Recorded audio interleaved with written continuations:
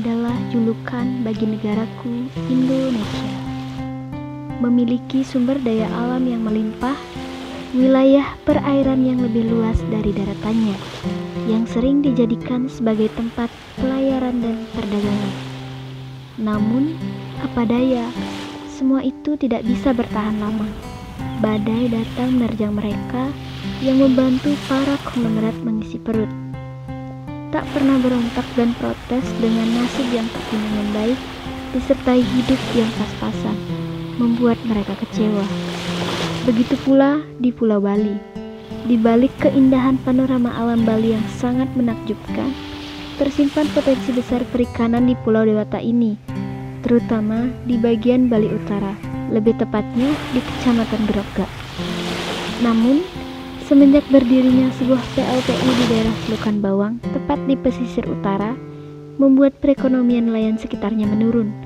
Selain itu, ada pula dampaknya bagi lingkungan seperti polusi udara, termasuk air.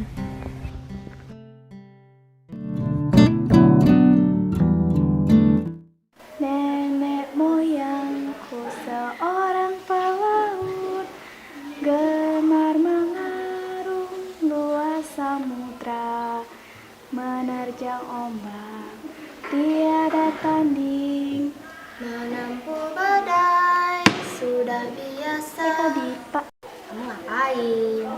enggak sih, cuma iseng buka-buka atlas. Meskipun Indonesia negara kepulauan, masih banyak kok nelayan kita yang belum sejahtera. Contohnya desa kita. Kamu tahu kan kondisi nelayan di desa kita?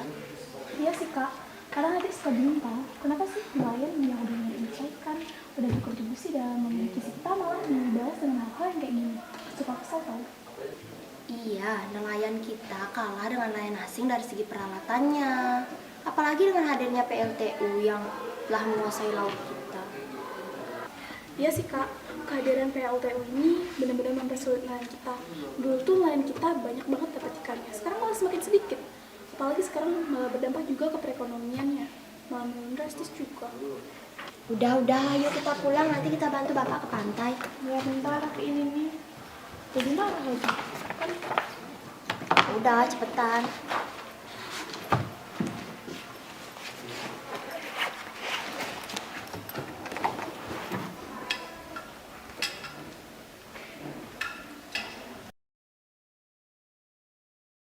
kemana?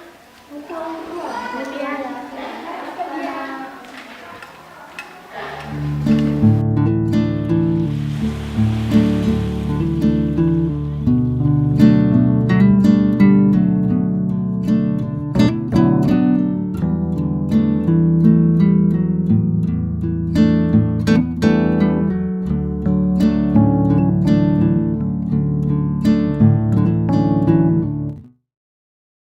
Itu Bapak. Ya. Bapak! Pak udah selesai, Pak? Sudah nak. Tapi maaf ya, tangkapan ikan sekarang semakin sedikit. Belakangan ini cuacanya semakin memburuk. Ya Pak, nggak apa-apa. Pantesan penjual ikan sekarang ini makin dikit jualannya. Jadi, iklim sama cuaca juga berpengaruh ya, Pak. Kita lihat banyak banget perbedaan yang kita alami sekarang dibandingkan dulu waktu masih normal. Beda banget. Ya Pak, Tirta hampir lupa. Ini kami bawain makanan buat Bapak. Makan dulu Pak, yuk. Yuk, ayo. Ayo makan yuk. Ya.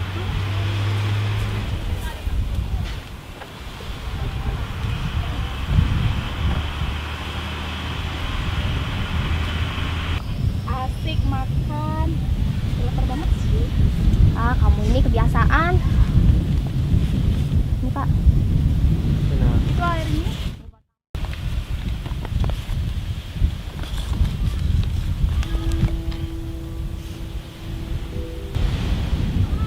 maafin bapak ya nak. Bapak belum bisa ngasih makanan lebih layak buat kalian.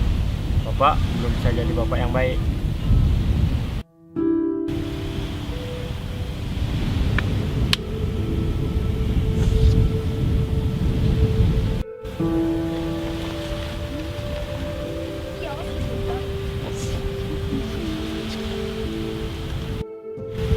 Di tengah kondisi yang seperti sekarang ini, kita tidak boleh menyerah nak. Harus tetap berjuang dengan penuh keyakinan. Kalian adalah putri-putri terbaik Bapak.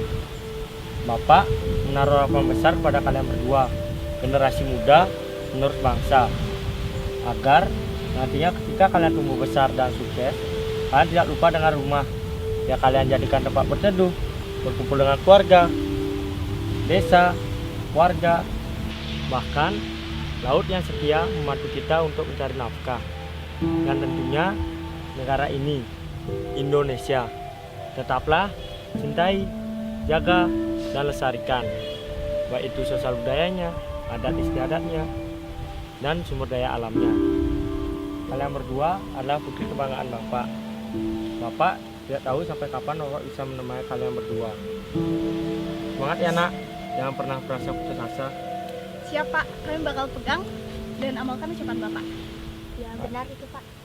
Ayo bantu Bapak mau ikan ke rumah. Yaudah, yuk. Yuk.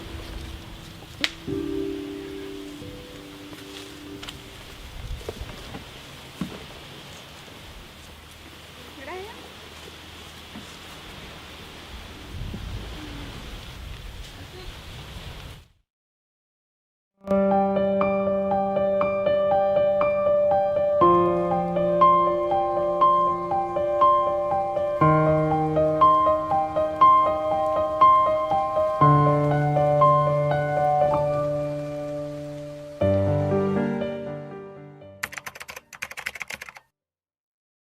Kenalkan, nama saya Abdul Mahan dari Jurusan Bawang.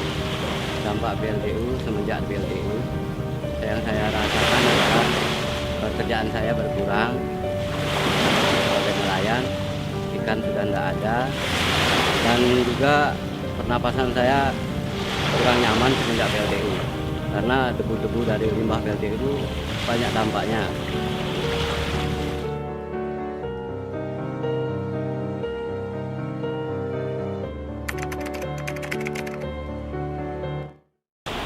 Saya mencari ikan di sini di laut, tapi jarang ikannya narik itu.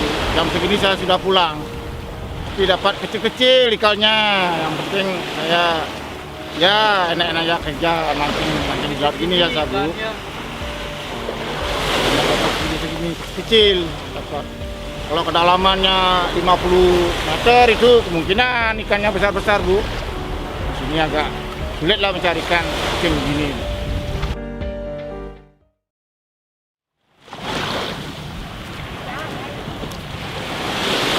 Bapak! Bapak! Semangat ya nak.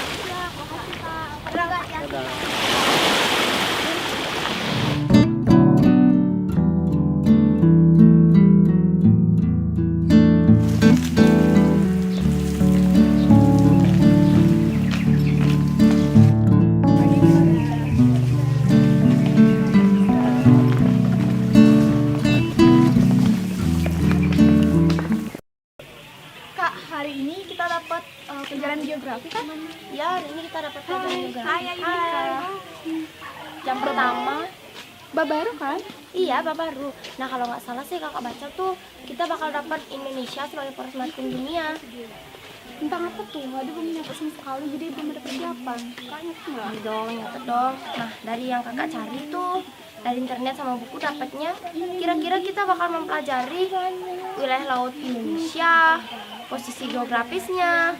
Nah yang paling penting tuh ada jalur perdagangan sama karakteristik wilayah daratan sama karakteristik perairan Indonesia. Kata karakteristik, jadi kayak ciri-ciri itu mirip gitu. Iya. Nah, Jadi, Pure ini kan kemaritiman itu bahas laut Indonesia aja kan?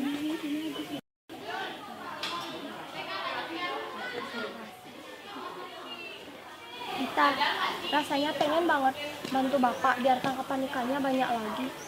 Ya sih Kak, tapi kira-kira apa yang bisa kita bantu? Nah itu dia tuh, bingung juga sih. Dan nanti kita pikirin ke konsumen. Yuk, mereka udah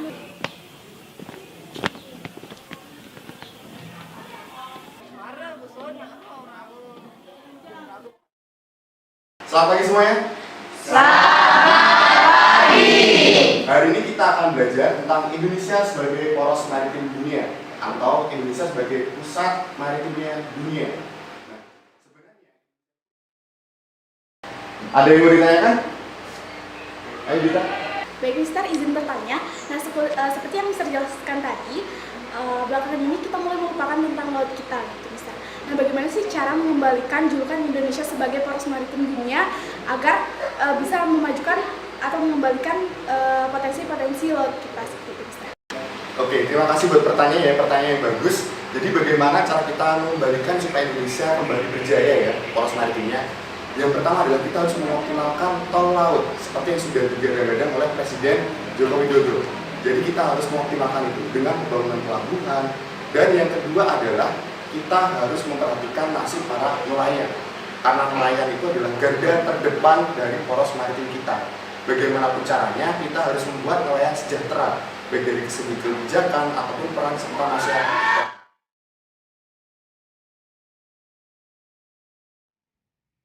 Pemerintah harus segera menyelesaikan benang kusut yang ada, terutama bagi nelayan sekitar. Harus ada pelatihan keahlian lain bagi para nelayan yang terdampak. Menyiapkan dokumen AMDAL dengan benar supaya polusi udara dan air tidak terjadi dan tidak merugikan masyarakat. Harus ada kolaborasi antara pengelola PLTU dan warga agar visi mereka tetap berjalan.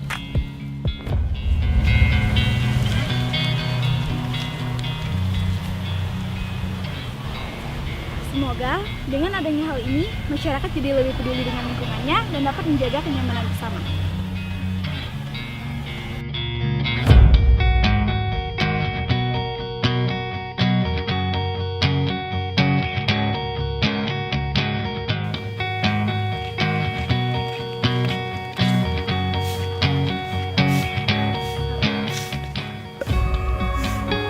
Nah, itu tuh yang selama ini jadi permasalahan di Indonesia.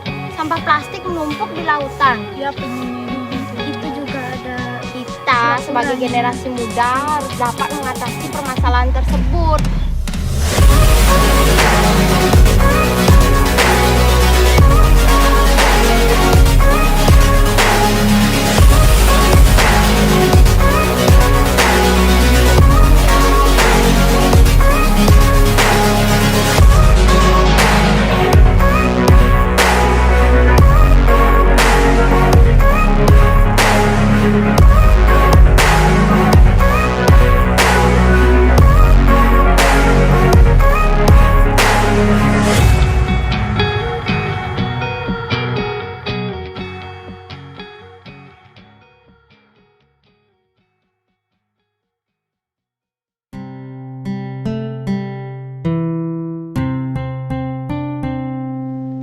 Indonesia adalah negara yang besar dan memiliki potensi kemaritiman. Sudah sepantasnya kita mempertahankan julukan poros maritim dunia. Salah satunya dengan cara mensejahterakan nelayan Indonesia supaya banyak generasi bangsa yang bisa melestarikan sehingga dapat merasakan keindahan lautan Indonesia.